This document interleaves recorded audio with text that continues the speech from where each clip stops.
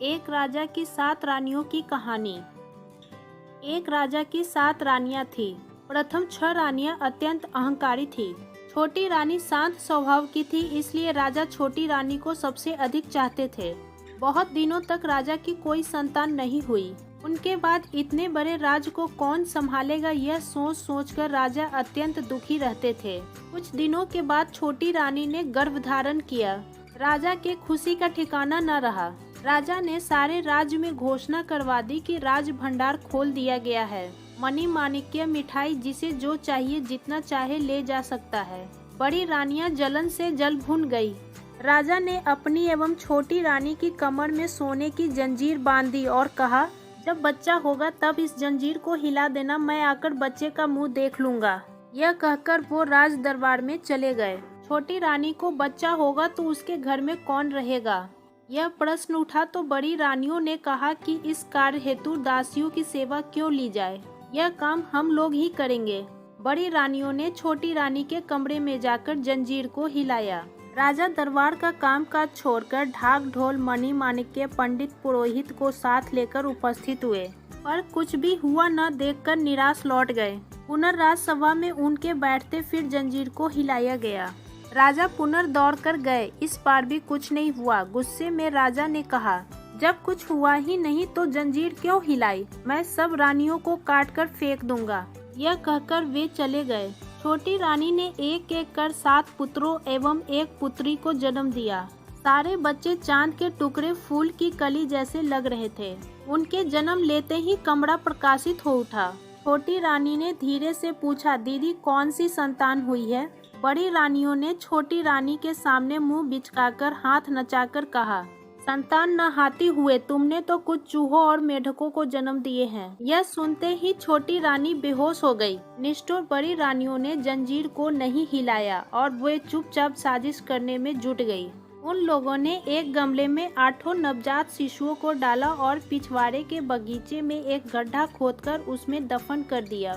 लौटते समय कुछ चूहे एवं मेढक के बच्चे एक टोकरी में लेकर आई और उसे छोटी रानी के समीप रखकर जंजीर को हिला दिया। राजा फिर ढाक ढोल, गाजा बाजा, मणि माणिक्य, नौकर चाकर, पंडित पुरोहित को लेकर पहुँचे। बड़ी रानियों ने गमगीन होकर अपने आंसू पोंछने का अभिनय कर चूहों और मेढक के बच्चों की टोकरी को राजा के सामने कर दिया।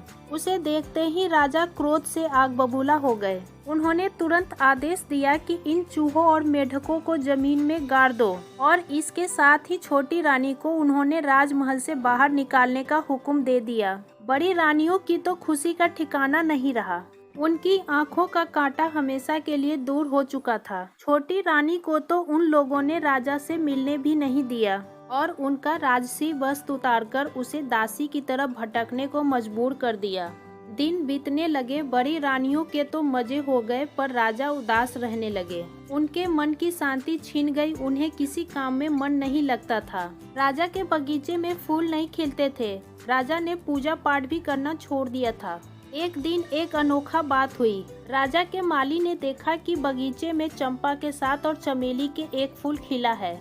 उसने राजा को यह बात बताई। राजा ने उसे आदेश दिया, वो फूल तोड़कर लाओ, आज उन्हीं फूलों से मैं पूजा करूंगा। माली फूल तोड़ने बगीचे में गया। उसे देखते ही चमेली के फूल ने चंपा के फूलों से कहा, 7 भाई चंपा जागो रे जागो।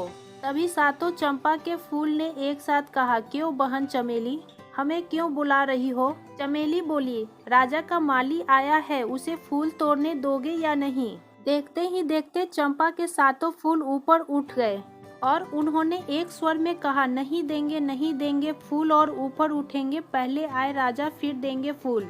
यह देख माली चकित हो गया। उसने ऐसा चमत्कार अपने जीवन में कभी नहीं देखा था। फूलों की डालियां फेंककर वह दौड़ा दौड़ा राजा के पास गया और उन्हें सारी बात बताई। सुनकर राजा आश्चर्यचकित रह गए। तुरंत सभी सभासदों के साथ वहां उपस्थित हुए। फूल तोड़ने राजा जैसे ही आगे बढ़े, चमेली के फूल ने चंपा के फूलों से कहा, 7 भाई चंपा जागो रे जागो। चंपा के फूलों ने पूछा, क्यों बहन, किस लिए बुला रही हो। चमेली बोली, राजा स्वयं आए हैं, उन्हें फूल तोड़ने दोगे या नहीं। चंपा के फूल और ऊपर उठ गए और एक स्वर में बोले, नहीं दूंगा नहीं दूंगा। फूल ऊपर उठ गए और ऊपर पहले राजा की बड़ी रानी आएगी तब दूंगा फूल। यह कहकर चंपा के फूल और ऊपर उठ गए। राजा ने बड़ी रानी को बुलवाया। बड़ी रानी शंख बजाती हुई फूल तोड़ने के लिए आगे बढ़ी। उन्हें देख चंपा के फूल ने कहा, नहीं दूंगा फूल, उठूंगा और ऊपर पहले आए मंझली रानी फिर दूंगा फूल। राजा ने मंझली रानी को बुलवाया। फिर एक एक कर सारी रानियां आई परंतु फूल ऊपर उठते गए। राजा हताश होकर जमीन पर बैठ गए। तभी फूलों ने कहा, नहीं दूंगा फूल, उठूंगा और ऊपर पहले राजा की छोटी रानी आएगी तब दूंगा फूल। लेकिन छोटी रानी है कहाँ? राजा ने उसकी खोज में नौकरों, रक्षकों, सिपाहियों को राज के चारों ओर भेजा। सभी ने उसे ढूंढना आरंभ किया। अंत में वो मिल ही गई। उसके कपड़े फटे हुए थे, हाथ पैर काफी गंदे थे। उसकी हालत अत्यंत दयनीय थी। उसी हालत में वह फूल तोड़ने के लिए आगे बढ़ी। चमत्कार हो गया, सारे फूल एकाएक नीचे आ गए। चमेली फूल भी उसके साथ नीचे आ गए। चंपा के सातों फूल से एक एक खूबसूरत राजकुमार और चमेली के फूल से एक अद्भुत सुंदरी राजकुमारी प्रकट हुई। सभी माँ माँ कहकर छोटी रानी से लिपट गए। राजा सब माजरा समझ गए। खुशी से उनकी आंखों से आंसू निकल पड़े। उन्होंने तुरंत सभी बड़ी रानियों को कांटे के ऊपर लेटाकर जमीन में गाड़ देने का आदेश दिया एवं छोटी रानी सातों राजकुमार और राजकुमारी के साथ राजभवन में आए। राजभवन में आनंद एवं उल्लास छा गया। दोस्तों, क्या कहना आपको इस कहानी के बारे में कमेंट करके ज़रूर बताएं। वीडियो को लाइक करें और इसी तरह की रोचक कहानी लगातार देखने और सुनने के लिए हमारे चैनल को सब्सक्राइब करें। घंटी को दबा के ऑल पर सेट कर लीजिए ताकि आने वाले वीडियो का नोटिफिकेशन आपके पास तुरंत पहुंचे। मिलती हूँ आपसे अगली वीडियो में, तब तक के लिए धन्यवाद।